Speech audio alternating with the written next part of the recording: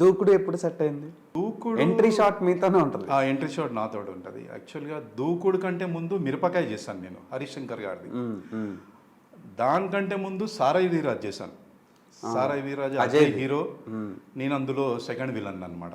So ఆ hair గెటప్కి, ఆ మీసాలు, ఆ ఫెరోషియస్ లుక్కి హరీష్ శంకర్ గారు చూసి హీరో మన రవితేజ గారు హైదరాబాద్కి వచ్చినప్పుడు రోడ్డు మీద కోట శ్రీనివాస్ గారు బర్త్డే సెలబ్రేషన్, అది ఆ సీన్ చాలా బాగా వచ్చింది.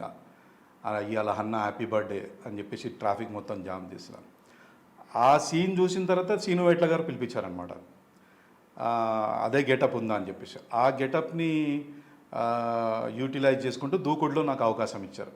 సో అలా సీను వైట్ల గారి దగ్గర కూడా దూకుడు చేశాను అనమాట. సో మీరు చేసిన డైరెక్టర్స్ అందరూ కమర్షియల్గా బిగ్గెస్ట్ బ్లాక్ బస్టర్స్ ఇచ్చిన డైరెక్టర్స్ అందరు పెద్ద డైరెక్టర్లే. అందరూ.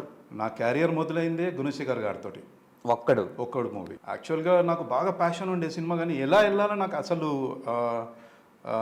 నాలెడ్జ్ లేదు. ఇటు 7 తరాలు అటు 7 తరాలు ఎవ్వరు మా ఫ్యామిలీలో కానీ మా ఫ్రెండ్స్ కానీ ఎవ్వరు ఫిలిం ఇండస్ట్రీలో లేరు.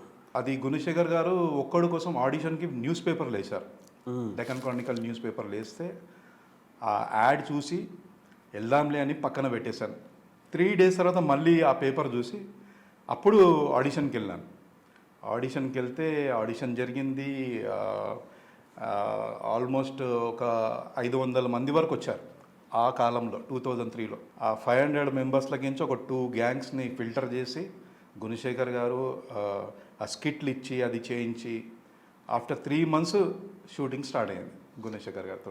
ఓకే, ఇప్పుడు మీరు 38 అప్రాక్సిమేట్లీ ఒక 40 ఫిలిమ్స్ మీరు యాక్ట్ చేశారు. ఎస్. సో నేను ఒక్కొక్క సినిమా పేరు చెప్తాను, ఒక్కొక్క మెమరీ చెప్పండి, ఓకేనా? ఫస్ట్ ఒక్కడు ఇప్పుడు చెప్పేశారు అది. అండ్ దెన్ అమ్మా నాన్న తమిళ అమ్మాయి. అమ్మా నాన్న తమిళ అమ్మాయి ఈ ఒక్కడు షూటింగ్ జరిగేటప్పుడు ఇట్లా కాంటాక్ట్స్ పెరుగుతాయి కదా, మన ఫ్రెండ్స్ వస్తారు, అది చేస్తారు. నేను వాళ్ళకి అడిగాను, అరే ఇంకెక్కడైనా అవకాశం ఉంటే చెప్పండి ఏంటంటే, పూరి జగన్నాథ్ గారి దగ్గర నేను యాక్చువల్గా ఆయన సినిమాలు చూశాను. ఇన్ఫ్లుయెన్స్ చాలా ఇన్ఫ్లుయెన్స్ ఉంటాయి ఆయన సినిమాలు. అరే పూరి జగన్నాథ్ గారి సినిమా చేద్దాం, ఎక్కడుంది ఆఫీస్ అని ఆఫీస్కి వెళ్ళాను. ఆఫీస్కి వెళ్ళి కలిస్తే అతను చూశాడు, ఓకే స్పోర్ట్స్ బ్యాక్గ్రౌండ్ ఏదైనా ఉందా అంటే నేను అన్నాను, నేను బాస్కెట్బాల్ ప్లేయర్ని సార్ అంటే, ఓకే సరే చేద్దులే అని చెప్పేసి. అది జస్ట్ మైన్యూట్ వన్, అది ఎడిటింగ్ అంతా ఎగిరిపోయింది అనుకోండి. చిన్న రవితేజ గారితో ఒక చిన్న షార్ట్ లాంటిది ఉండే. సో నాకేందంటే యాక్చువల్గా నాకు అప్పటి నుంచే ఒక డైరెక్టర్ ఎలా సినిమా తీస్తాడు, షార్ట్ ఫ్రేమింగ్ ఎలా ఉంటుంది, ఆయన చెప్పాలనుకున్న విజువలైజేషన్ ఎలా క్యాప్చర్ చేస్తారు అనేది అబ్జర్వేషన్ చేసేది నాకు బాగా ఒక ఇంట్రెస్ట్ అనమాట. సరే ఆయన దగ్గర ఒక అలా అమ్మ నాన్న తమిళమ్మాయి చేశాను అనమాట పూరి జగన్నాథ్ గారి.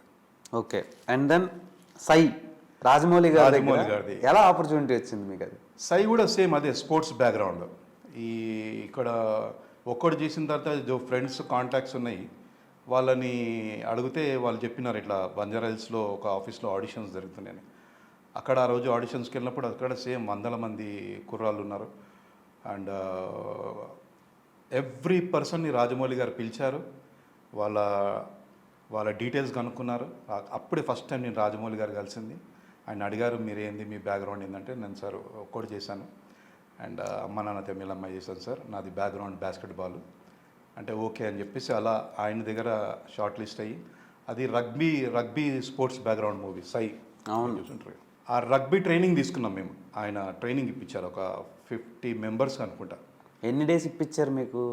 అది మాకు ట్రైనింగే 1 month అయింది.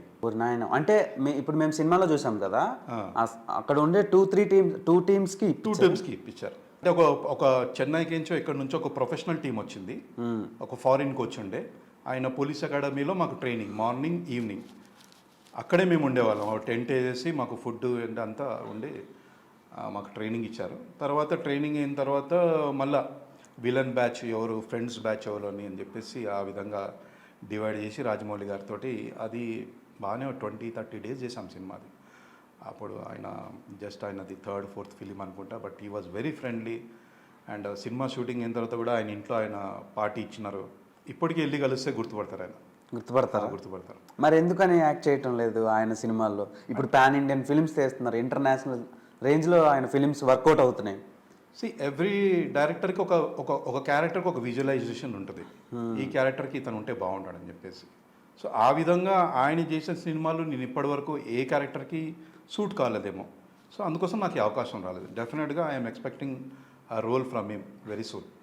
నేను కూడా ఆ, ఆశపడుతున్నాను ఒకసారి ఆయన సినిమాల్లో మీరు నటించాలని. Thank you. వస్తుంది అది god blessing, okay. It will happen. So మాకు తెలియని విషయం అయితే ఒకటి చెప్పారు సై సినిమా గురించి, మీరు అందరూ ట్రైన్ అయ్యారని. మేము ట్రైనింగ్ అయ్యాం సో ఆ ట్రైనింగ్ పీరియడ్లో కూడా మీకు రెమ్యునరేషన్ ఇచ్చారా? ఇచ్చారు, రెమ్యునరేషన్ ఇచ్చారు. దేవుడు సార్ మీరు. అంటే అప్పుడు రెమ్యునరేషన్ ఎంత బ్రదర్, ఇప్పుడు యాక్చువల్గా ఎంతైనా సరే రెమ్యునరేషనే కదా. రెమ్యునరేషనే, కానీ okay, it's not discouraging thing, but ఇచ్చారు ఆయన. అది రాజమౌళి గారి చెరవ వల్లనే జరిగింది ఆ రెమ్యునరేషన్ కూడా.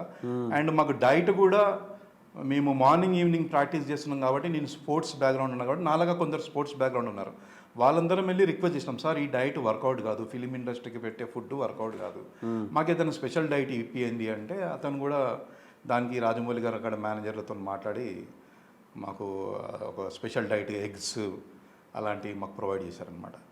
Great person. సో ఫుడ్ పెట్టిన వాళ్ళని ఎవరిని మర్చిపోయాను. అందుకోసం ఇవాళ ఇంటర్నేషనల్ లెవెల్లో టాప్లో ఉన్నారు ఆయన. ఓకే.